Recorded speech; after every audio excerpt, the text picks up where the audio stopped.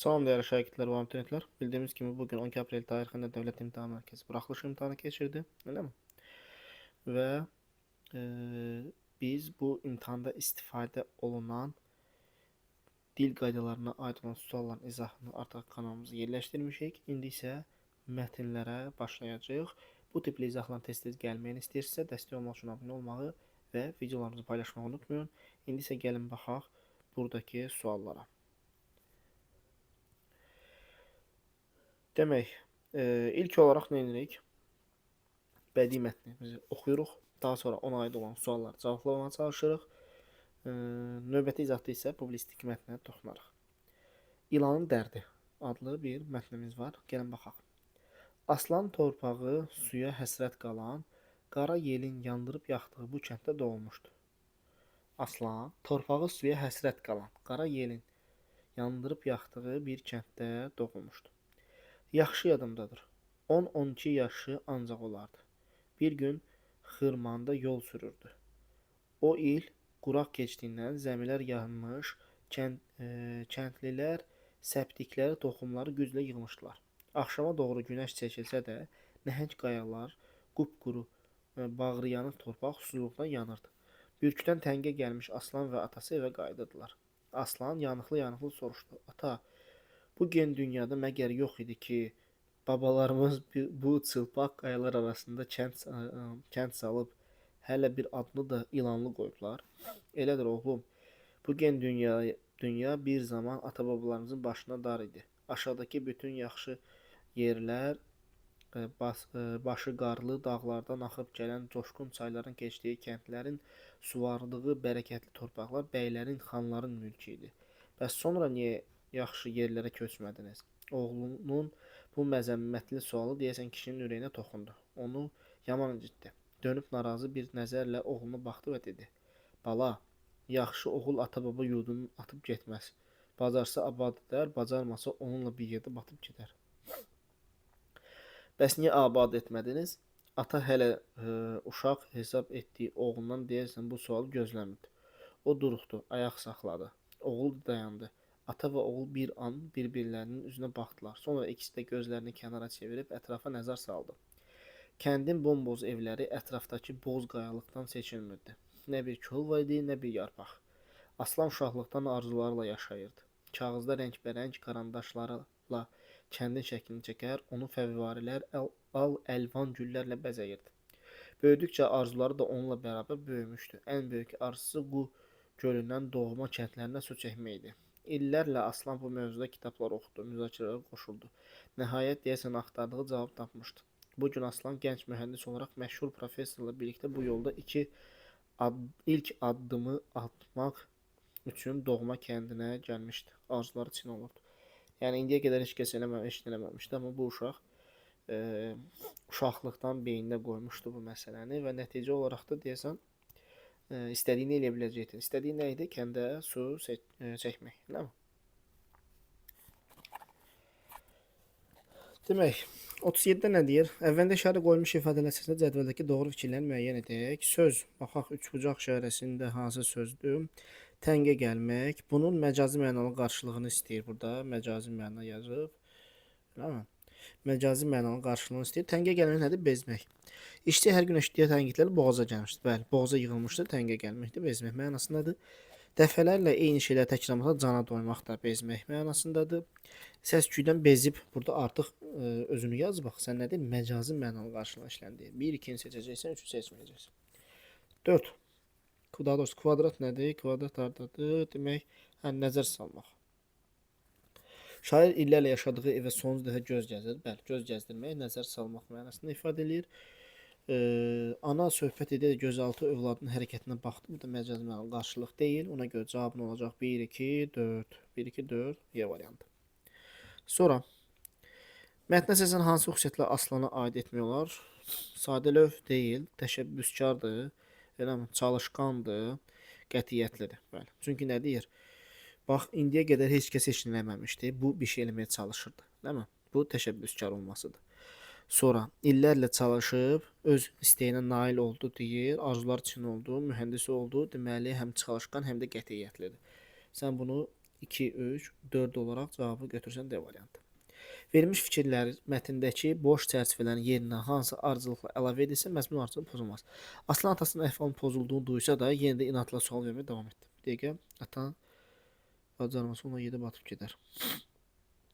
Bala oğlunun məzəmət sual desin kişinin ürəyini toxundu. Bax bura yazırsan artıq biri. Eləmi? Neynir? Ata baba yurdunu deyir atıb getməz. Burada artıq kişi incimiş də. Amma yenə də yazır ki Aslan atasının əhvalı pozulduğunu görsə də sual davam etdi deyəndən sonra bir dənə də sual verir. Bəs niyə abad etmədiniz? Yəni kişinin kefi artıq burada pozulmuş da. Köçüb getmədiniz sualında. Biri ora getdi. Eləmi? Yalnız aşağıda kəndin ortadan bölən bir yarağanın yanındakı bir neçə həyətdə 5-6 söyüd ağacı qanatlarını sallayıb durmuşlar. Bu deyir ki, qayalıqdan ibarətdir ətraf ancaq. Hə bax, nə bir kol var idi, nə bir yarpaq. Yalnız aşağıda yarğanın altında söyüd ağacı vardı. Bura yaza bilərsən. 2 idi deyəsən ha. 2-ni bura yazacağam. Sonra uşaqlıqdan qayaların arasında oynaq çəpişləri otarmış, boş vaxtlarında atasının kömək etmiş, bu yerlərin təbiətini silmişdi kim? Aslan. Bax buradan da artıq Aslan haqqında məlumat verərkən deyir. Bu da qaldı 4. 4-də nə deyir? Xəyallarında yaratdığı kəndinə xoşa gəlməz ilanlı ad əvəzinə cürbəcür qəşəng sevimli adlar qoyardı. Bax, onun xəyallarından söhbət gedir. Eləmi? Sonra da xəyallarında kəndin adının dəyişməsini də buraya yaza bilərik. Demək, birinci 3-dür, sonra 1-dir, sonra 2-dir, sonra 4-dür. 3, 1, 2, 4 oldu Y variantı. Hansı aforizm mətnin məzmununa uyğundur deyir. Xoşbəxtliyin öz daxilində tapa bilmirsənsə, başqa yerlərdə axtarmağa, arzulamaq və təşəbbüs göstərmək bizim məqsədimizə yaxınlaşdırır. Belə burada təşəbbüs göstərmək, eləmi? Yəni bu uşaq burada arzuluyur, təşəbbüs göstərir, çalışır və nəticədə deyir arzuları çin oldu. Yəni cavabı nə olacaq? B variantı. Mətnə sizin yanlış fikirləri müəyyən edək. Aslanın verdiyi suallar atanın əhval ruhiyyəsi müxtəlif dəyişikliklərə səbəb oldu. Bəli, bu burada yazır. Demək kişinin ürəyini toxundu. Görsən, deyirsən kişinin ürəyini toxundu. İlk dəfə burada deyir, sonra burada sual gözləməməsi. Bu doğru fikirdir. Səndən yanlışı istədiyi üçün bir getdi. Sonra ata babaların bu yerdə məskunlaşmasının səbəbi aşkara çıxır. Bəli, deyir aşağıdakı həmin o yerlər bəy xan nəslinə aid idi, eləmi?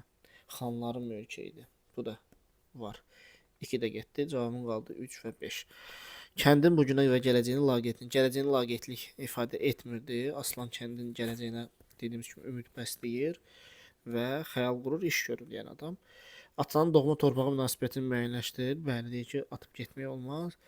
Bütün kənd cəmaatı deyil də, sadəcə elə Aslandan söhbət gedir. Burada kənd cəmaatının gördüyü iş haqqında heç bir məlumat yoxdur. 3 və 5 oldu A variantı. Mətndə əvvəl rəqəmlər yazılmış ifadələr əsasında müəyyən edin. 1 nədir? 1. Quraq rütubətli olmaz. Tam fərqli bir şeylərdir. 2. Çəkilsə də, axşama doğru günəş çəkilsə də, günəş batsa da olar. 3. Coşqun təlatumlu olar. Eləmi? 2, 3. 1 getdi. 1 getdi. Qaldı 2, 3. 2, 3, 6 olacaq cavab. Əvəz edilə bilməz deyir. 4-ə baxaq. 4 nədir? Nəzərlə, baxışla əvəz etmək olar. Eləmi? Hesab etdiyini, zənn etdiyi olar. Sonra 6 nədir? Müzakirələrə, məsələlərə dəxli yoxdur. 2, 3, 6 cavabı nə olacaq? C variantı. Mətnə görə əsaslandırılması mümkün olan fikirlər müəyyəndir. Əvvəlki dövrlərdə ədalətsiz torpaq bölgüsü mövzusudur. Bəli, deyir ki, orada ən yaxşı yerlər xanlara, bəylərə məxsus idi də. Ədalətsiz olduğunu buradan görə bilirik. 1 oldu da cavabın. Bunlar getdi. Doğma yurda sədaqət yüksək mənəvi dəyər kimi təqdim olunur. Bəli, deyir ki, yaxşı oğul deyir, ata babanın yerini tərk etməz. Bu da qeyd olunubdur. Aslan əlverişsiz əraziyə uyğunlaşmaqdansa oranı tərk etmək üstün tutaraq şəhərə gedir. Tam tərsinə gedir, xəyallarından çalışır, mühəndis olur, geri qayıdır da, elə deyil. 3 deməli yanlış fikirdir. 3 yanlış fikirdir. Cavabın hələ ki 1-2 olaraq qalır. Aslan yaxınlıqdakı göldən su çəkərək kəndin abadlığı üçün ilk addımları atdı. Atdığını yazmır axı. Nə deyir bizə? Deyəsən, axtardığı cavab tapmışdı. Eləmi? Aslan gənc mühəndis olaraq məşhur professorla birlikdə bu yolda ilk addımı atmaq üçün doğma kəndə gəldi. Atmaq üçün hələ bilmirik. Ata bildiyini, eləyə bildi, çəkə bildi, çəkə bilmədi.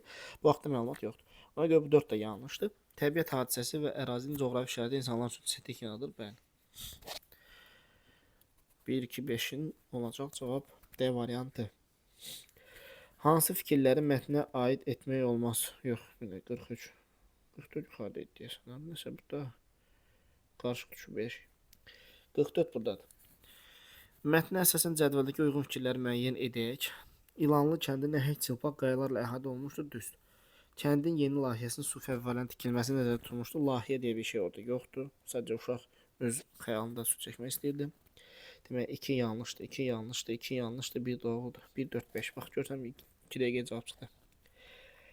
Kənd əhalisi ata-babalarının vəsiyyətinə görə vəsiyyət söhbəti yoxdur orada.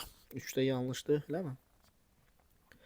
Sonra kənd sakinlərinin məsuliyyətsizliyi və səhlənkarlığı, belə bir şey orada yazılmır. Yanlış fikirdir. Sən də yanlış istədiyi üçün burada 4-ü götürəcəksən. Sonra Aslan atasının arzusunu gerçəkləşdirmək üçün atasının arzusu deyil, axı öz arzusuydu. Bu da yanlış fikirdir. 1, 4, 5 oldu cavabın C variantı. Mətn əsasən cədvəli doldurun. Cədvəl əlimizdə hal-hazırda yoxdur. Cavab vərəqindədir, eləmi? Üzərində rəqəm yazılmış sözlər əsasında cədvəli doldurun. Bu sualda həmçinin cədvələ əsasən icra olunur. Belə uşaqlar. Bədii mətn izahını yekunlaşdırdıq. Sağ olun, növbəti izahlarda görüşərik. Dəstək olmaq üçün abunə olmağı və paylaşmağı unutmayın.